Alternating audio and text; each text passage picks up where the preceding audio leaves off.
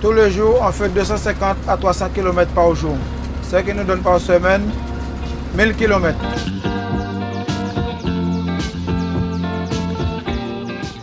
Donc moi, mon rôle, c'est de donner une vision de la structure familiale, de l'histoire de la famille, des attentes de la famille par rapport à leur enfant. Et après, dans la pratique, aider dans les démarches administratives, faire le lien avec les partenaires et les collègues, donc orienter les familles vers les personnes compétentes pour résoudre leurs problématiques, avoir un rôle d'écoute. Et je peux également accompagner, moi plus particulièrement, les jeunes adultes et les adolescents sur le projet d'avenir. Donc actuellement, j'accompagne un jeune sur la gestion de son budget et un autre sur les recherches d'emploi. Donc, je travaille sur 3 services différents. Avec des enfants de 0 à 20 ans, donc en CAMS, en CESAD et en CMPP.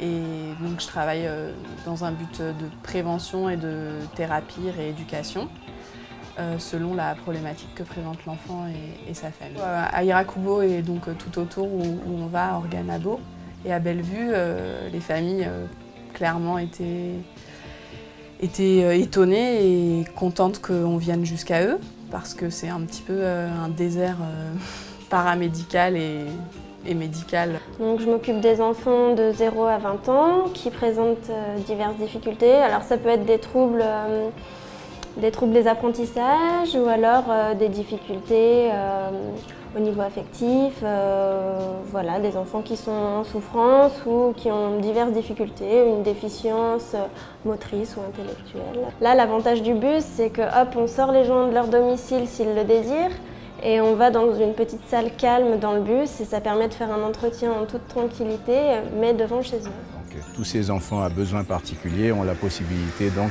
d'être pris en charge grâce à ce bus à proximité de chez eux, au plus près de chez eux, pour des populations très éloignées des centres traditionnels de soins que sont Cayenne, Kourou, Saint-Laurent.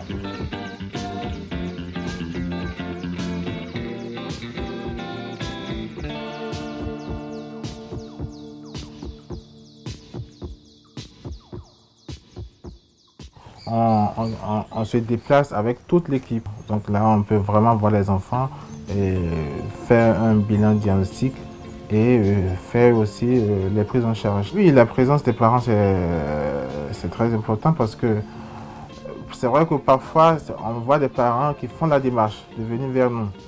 Mais parfois, c'est l'école qui les envoie plus tôt. Et donc, même si c'est l'école, il faut que les parents vraiment adhèrent à ça, sinon le suivi sera pratiquement impossible.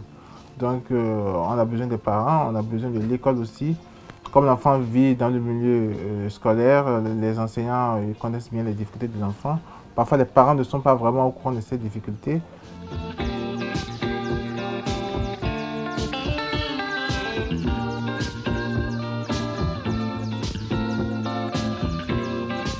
Les PEP Guyane sont organisés donc en 2 pôles. Un pôle Cayenne centre-est et un pôle ouest guyanais. Que de Kourou à Saint-Laurent, il y a 200 km, que le circuit du bus fait 100 km jour, quand il fait Mana-Irakubo, que quand on va à Grand-Santi, eh bien on fait 250 km, mais ce n'est pas sur la route, mais c'est en avion, et que quand on arrive à Grand-Santi sur le Maroni par exemple, on a 1 heure de pirogue pour aller à la rencontre des enfants qui sont scolarisés et donc pour être au plus près de la population. Alors maintenant, ce circuit qui est régulier, qui se fait donc 4 jours sur 5 dans la semaine, permet de prendre en charge toutes les semaines une quarantaine d'enfants. Donc c'est une vraie œuvre, je dirais, de proximité, de solidarité que les PEP a fait en permettant aujourd'hui l'accessibilité aux soins par le biais du bus médico-social. Mais en tous les cas, ça permet de suivre une partie des jeunes que nous ne connaissions pas, dont nous n'avions même pas connaissance, puisque le dépistage n'était pas forcément fait, sauf pour les enfants qui allaient en classe en CLIS ou en ULIS, qui résident sur ces territoires-là. Donc ça permet d'avoir une prise en charge médico-sociale qui n'existait pas, donc c'est une vraie nouveauté, et en même temps d'avoir des gens qui vont pouvoir bénéficier de soins, mais ça ne permettra peut-être pas à terme de couvrir tous les besoins. On connaît bien nos limites. Il ne sera pas possible d'aller au-delà de 60 prises en charge semaine dans le bus.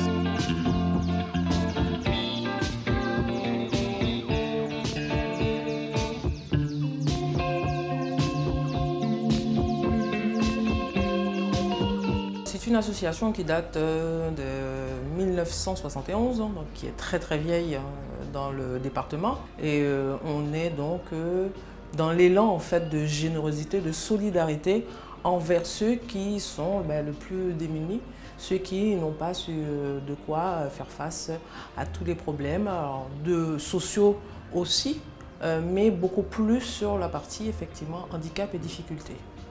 L'objectif, c'est favoriser une insertion, c'est-à-dire permettre à tous ces jeunes, quels qu'ils sont, quelles que soient les origines, quelles que soient les difficultés sociales, quelles que soient les difficultés familiales, de pouvoir se sentir au mieux pour pouvoir faire face aux exigences, on va dire, donc, du milieu scolaire.